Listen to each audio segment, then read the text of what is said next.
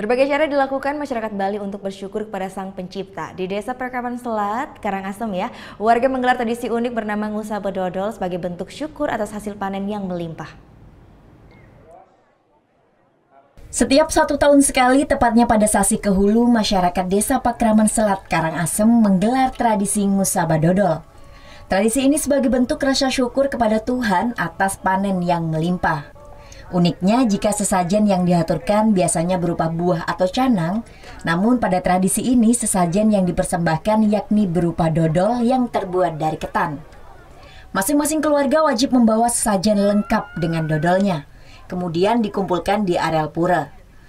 Selanjutnya dilaksanakan persembahyangan bersama sebagai puncak dari tradisi ini. Menurut kepercayaan masyarakat setempat, dodol melambangkan akan kesuburan.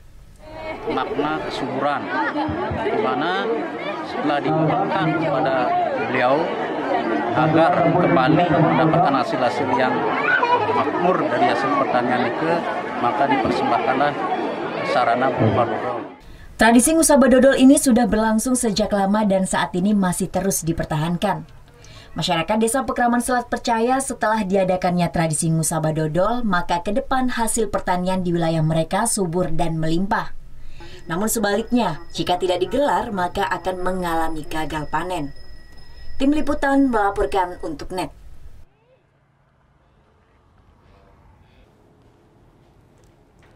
Thank you.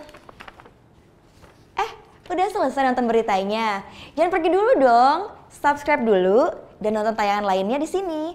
Subscribe, nonton lagi. Subscribe, nonton lagi.